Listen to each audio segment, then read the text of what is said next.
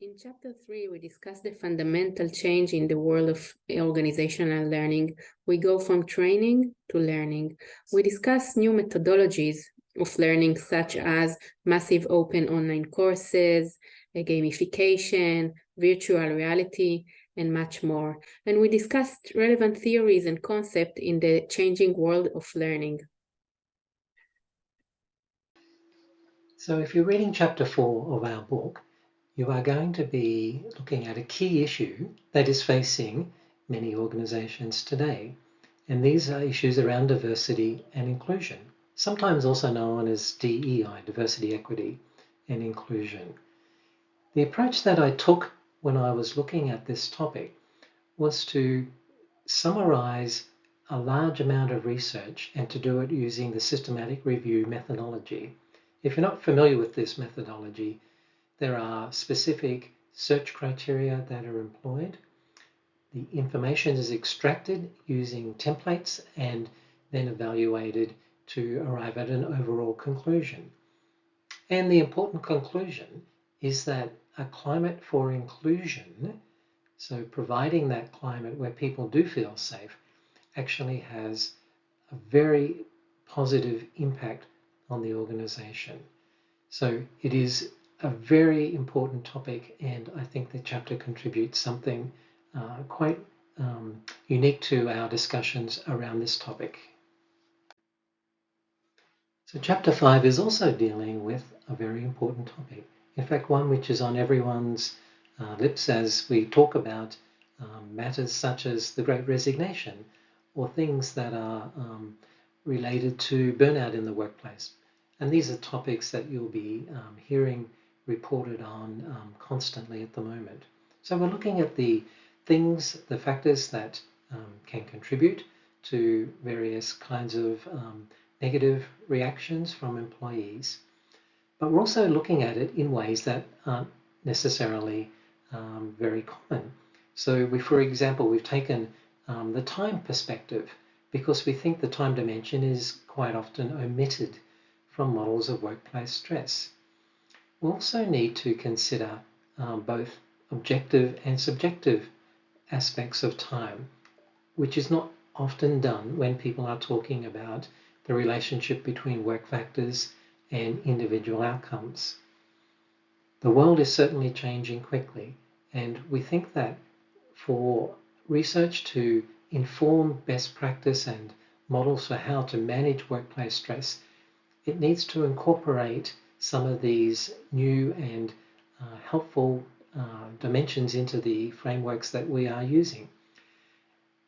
Because we really are trying to sustain people through challenging and difficult times, to help them recover from the stresses and strains of their day at work, and to achieve a quality of life that they're aspiring to.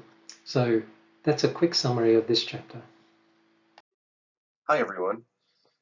Just a few words here on the chapter Managing Performance in the Era of Me. One of the things about this chapter that I particularly enjoyed writing was the overview of performance management theory and the research history around it, which comes in around the first 2 or 3 pages. Another thing that I thought was particularly nice about this chapter were both the direct and indirect change influences that were clearly there in performance management systems. So you'll see in the chapter that I've cited several different research studies that are talking about these things, particularly the direct change influences. And so one of the big ones in this chapter is non-traditional work arrangements, which is talked about in several areas of the chapter. In addition, changes in the work context or the tools used to do work, particularly electronic and virtual communication technologies and how that's changing how performance management functions.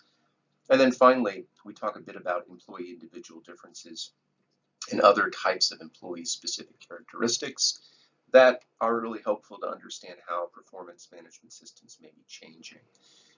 Also, there's a brief discussion about performance management reform, which is essentially simplifying much of the complexity that has crept into these systems in practical HR applications. And I think one way to think about that is more of a nuanced relationship-based system rather than constant form ticking and other things related to the bureaucratic aspects of performance management. There's also a figure in this chapter that tries to unify all of these ideas.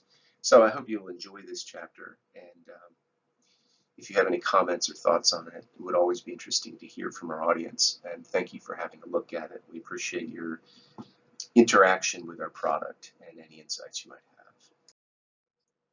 Hi everybody, thanks for tuning in here and attending to the work-related attitudes chapter in our book. This chapter starts off with a general overview of work attitudes and gives some good examples of work attitudes as well as a history. But it's also focused on the outcomes related to work attitudes. That is why we care about the attitudes and what attitudes can add to organizational functioning and the life of the individual in the organization. In particular, we talk about some salient factors that are connected to work attitudes in the 21st century, things that perhaps as categories or broad categories have always been there, such as the local employment environment and the external environment around the organization. But we highlight specific factors that are coming into salience within the 21st century. And these are connected in a figure in the chapter that looks at proximal and distal antecedents to work attitudes.